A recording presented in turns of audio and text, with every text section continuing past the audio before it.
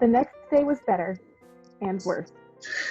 It was better because it wasn't raining yet, so the clouds were dense and opaque. It was easier because I knew what to expect of my day. People didn't look at me quite as much as they had yesterday. I sat with a big group at lunch that included Mike, Eric, Jessica, and several other people whose names and faces I now remembered. I think she's just boy crazy. She only remembers the guys' names. She's vampire Right, crazy. because that was flattering. I began to feel like I was treading water instead of drowning in it. It was worse because I was tired. I still couldn't sleep with the wind echoing around the house. It was worse because Garner called on me and Trig when my hand wasn't raised and I had the wrong hand. I do hate that. I do hate that. It was miserable because I had to play volleyball, and it was worse because Edward Cullen wasn't in school at all. All morning I was dreading lunch, feeling his bizarre glares. Part of me wanted to confront him and demand to know what his problem was, but I knew myself too well to think I would really have the guts to do it. But when I walked into the cafeteria with Jessica, trying to keep my eyes from sweeping the place for him and failing entirely, I saw that his 4 siblings of sorts were sitting together at the same table, but he was not with them. Mike intercepted us and steered us to his table. Jessica seemed elated by the attention, and her friends quickly joined us. But as I tried to listen to their easy chatter, I was terribly uncomfortable, waiting nervously for the moment he would arrive. That's not good. That's like a new level of anxiety for your second day of school. I mean, I will say that probably when I was in high school, if there was some sort of insanely gorgeous guy that looked like he wanted to murder me, I would think Like, about it where a are you? lot. Where Like, are you? Yeah. that would be on my mind. I walked to biology with more confidence when by the end of lunch, he still hadn't showed. Mike, who was taking on the qualities of a golden retriever, walked faithfully by my side class. I held my breath at the door, but Edward Cullen wasn't there. I exhaled and went to my seat. Mike followed, talking about an upcoming trip to the beach. He lingered by my desk till the bell rang. Then he smiled at me wistfully and went to sit by a girl with braces and a bad perm. Dang, girl. I was relieved that I had the desk to myself, but Edward was absent. I told myself that repeatedly, but I couldn't get rid of the nagging suspicion that I was the reason he wasn't here. It was ridiculous and egotistical to think that I could possibly affect anyone that strong. It was impossible, and yet I couldn't stop worrying that it was true. When the school day was finally done and the blush was fading out of my cheeks from the volleyball incident, I changed quickly back into my jeans and navy blue sweater. I hurried from the girls' locker room, pleased to find that I had successfully evaded my retriever friend for the moment. I walked swiftly out to the parking lot. It was crowded now with fleeing students. I got in my truck and dug through my bag to make sure I had what I needed. I gunned my deafening engine to life, ignoring the heads that turned in my direction, and backed carefully into a place in the line of cars that were waiting to exit the parking lot. As I waited, trying to pretend that the ear-splitting rumble was coming from someone else's car, I saw the 2 Cullens and the Hale twins getting into their car. It was the shiny new Volvo, of course. I hadn't noticed their clothes before. I'd been too mesmerized by their faces. Now that I looked, it was obvious that they were all dressed exceptionally well. With their remarkable good looks, the style with which they carried themselves, they could have worn dish rags and pulled it off. They looked at my noisy truck as I passed them, just like everyone else. I kept my eyes straight forward and was relieved when I finally was free of the school grounds. When I got home, I unloaded all the groceries, stuffing them wherever I could find in the open space. I wrapped potatoes in foil and stuck them in the oven to bake, covered the steak in marinade, and balanced it on top of cartons of eggs in the fridge. I took my book bag upstairs. Before starting my homework, I changed into a pair of dry sweats, pulled my damp hair up into a ponytail. Your hair is always damp. And checked my email for the first time. I had 3 messages. Bella, my mom wrote. Write me as soon as you get in. Tell me how your flight was. Is it raining? I miss you already. I'm almost finished packing for Florida, but I can't find my pink blouse. You know where I put it? Still says hi. I sighed and went to the next. It was sent 8 hours after the first. Bella, she wrote. Why haven't you emailed me yet? What are you waiting for? Mom. The last was from this morning. Isabella, if I haven't heard from you by 5:30 p.m. today, I'm calling Charlie. Can you imagine if they were texting instead of emailing? Her phone would blow up. Mom, calm down. I'm writing right now. Don't do anything rash. Bella. I sent that and began again. Mom, everything is great. Of course it's raining. School isn't bad, just a little repetitive. I met some nice kids who stood by me at lunch. Your blouse is at the dry cleaners. I miss you too. I'll write again soon, but I'm not going to check my email every 5 minutes. Relax, breathe. I love you. Bella. And that's what I was doing when Charlie came home. I'd lost track of the time, and I hurried downstairs to the potatoes and put the steak in to broil. Bella, my father called out when he heard me on the stairs. Hey, Dad, welcome home. What's for dinner? He asked wearily. My mother was an imaginative cook, and her experiments weren't always edible. I was surprised and sad that he seemed to remember that far back. Is it that far back, though? Also, his marriage would be a highlight of his life. Right. Steak and potatoes, I answered, and he looked relieved. I made a salad while the steaks cooked and set the table. I called him in when dinner was ready. He sniffed appreciatively as he walked in the room. Smells good, Belle. Thanks. We ate in silence for a few minutes. It wasn't uncomfortable. Neither of us was bothered by the quiet. In some ways, we were well suited for living together. My headphone just fell out. So how do you like school? Have you made any friends? Well, I have a few classes with a girl named Jessica. I sit with her friends at lunch. And there's this boy, Mike, who's very friendly. That must be Mike Newton. Nice kid, nice family. His dad owns the sporting goods store just outside of town. He makes a good living off of all the backpackers who come through here. Do you know the Cullen family? I asked hesitantly. Dr. Cullen's family? Sure, Dr. Cullen's a great man. They don't seem to fit in very well at school. I backpedaled. They seem nice enough to me, I just noticed they keep to themselves. They're all very attractive, I added, trying to be more complimentary. You should see the doctor, Charlie said, laughing. It's a good thing he's happily married. A good thing he's married, or I'd be thrown in my hat. That night, it was finally quiet. I fell asleep quickly, exhausted. Edward Cullen didn't come back to school. By Friday, I was perfectly comfortable entering my biology class, no longer worried that Edward would be there. For all I knew, he had dropped out of school. My first weekend in Forks passed without incident. People greeted me in the parking lot Monday morning. I didn't know all their names, but I waved back and smiled at everyone. It was colder this morning, but happily not raining. In English, Mike took his accustomed seat by my side. All in all, I was feeling a lot more comfortable than I had thought I would feel by this point.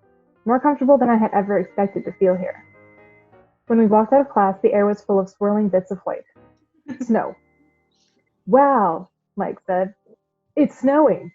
Haven't you ever seen snowfall before? He asked incredulously. Sure I have. On TV.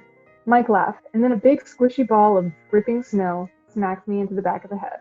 We both turned to see where it came from. I had my suspicions about Eric, who was walking away, his back towards us, in the wrong direction for his next class. Mike apparently had the same notion. He bent over and began scraping together a pile of white mush. I'll see you at lunch, okay? I kept walking as I spoke. I walked alertly to the cafeteria with Jessica after Spanish. I glanced toward the table in the corner out of habit, and then froze where I stood. There were 5 people. Jessica pulled on my arm. Hello, Bella? What do you want? Nothing, I'll just get a soda today. Aren't you hungry? Jessica asked. Actually, I feel a little sick, I said, my eyes still on the floor. I decided to permit myself one glance at the Cullen family's table. I kept my head down and glanced up under my lashes. None of them were looking my way. I've always wondered how that works. Like, I don't know how to do it. It's not a cute look. They were laughing. Edward, Jasper, and Emmett all had their hair entirely saturated with melting snow. Alice and Rosalie were leaning away as Emmett shook his dripping hair toward them. But aside from the laughter and playfulness, there was something different, and I couldn't quite pinpoint what difference was. I examined Edward the most carefully. His skin was less pale, I decided. Flushed from the snow fight, maybe. The circles under his eyes much less noticeable. But there was something else, I pondered, staring. Bella, what are you staring at?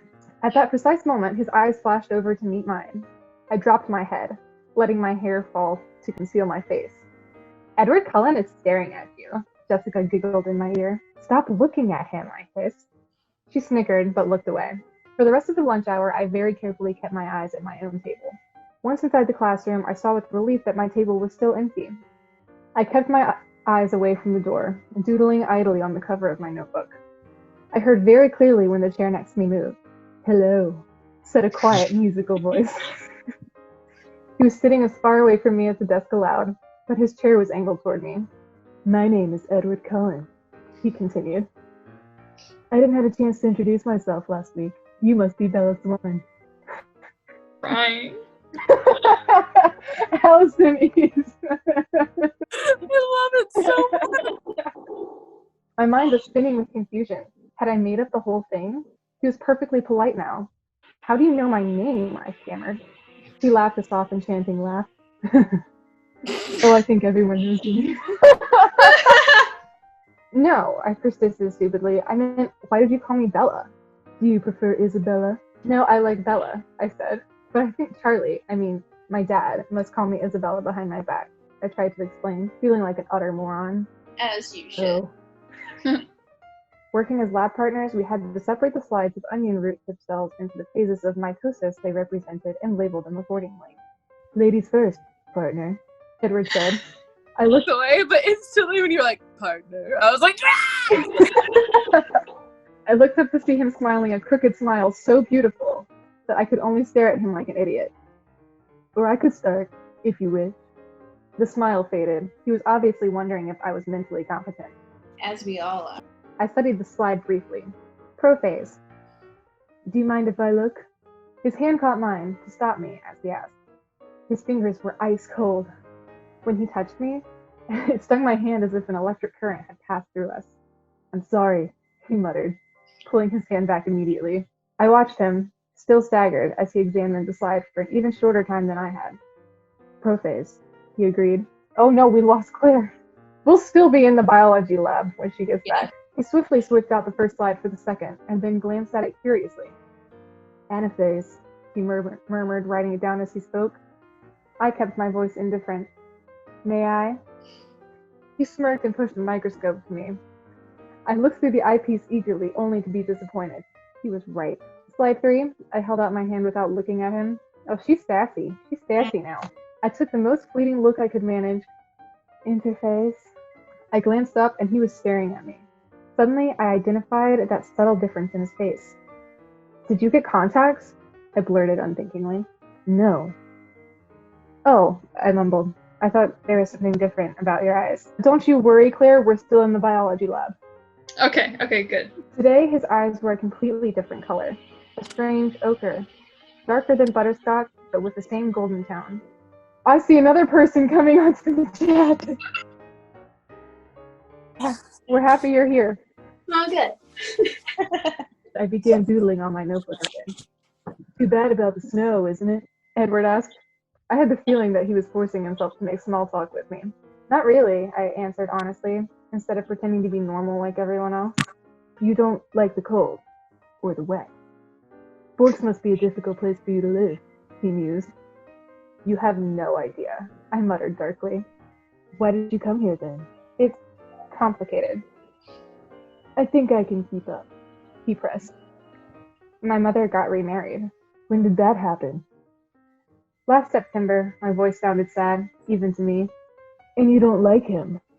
Edward surmised. No, Phil is fine. Too young maybe, but nice enough. He plays ball for a living. Have I heard of him? Probably not. He doesn't play well. Strictly minor league. He moves around a lot. Why was I explaining this to them? He continued to stare at me with obvious curiosity. But now you're unhappy, he pointed out. And? I challenged. That doesn't seem fair. He shrugged, but his eyes were still intense. My goodness. I laughed without humor. Hasn't anyone ever told you life isn't fair? I believe I have heard that somewhere before, he agreed dryly. His gaze became appraising. You put on a good show. No, she doesn't. Slowly. She puts on the She doesn't. It's so bad. worst show. Why does it matter to you? I asked, irritated. I kept my eyes away, watching the teacher make his rounds. I sighed, scowling at the blackboard. Am I annoying you? He asked. He sounded amused. Not exactly. I'm more annoyed at myself. My face is so easy to read. My mother always calls me her open book. On the contrary, I find you very difficult to read. You must be a good reader then, I replied. Usually. He smiled widely, flashing a set of perfect ultra-white teeth. I was in disbelief that I just explained my dreary life to this bizarre, beautiful boy who may or may not despise me. When the bell finally rang, Edward rushed as swiftly and as gracefully from the room as he had last Monday. The rain was just a mist as I walked to the parking lot, but I was happier when I was in the dry cab. I got the heater running, I unzipped my jacket, put the hood down, and fluffed my damp hair out so the heater could dry it on the way home. I looked around me to make sure it was clear. That's when I noticed a still, white figure. Edward Cohen was leaning against the front door of the Volvo, 3 cars down from me, and staring intently in my direction. I stared straight ahead as I passed the Volvo, but from a peripheral peek, I could swear I saw him laughing. That, my friends, is the end of chapter 2. Hey!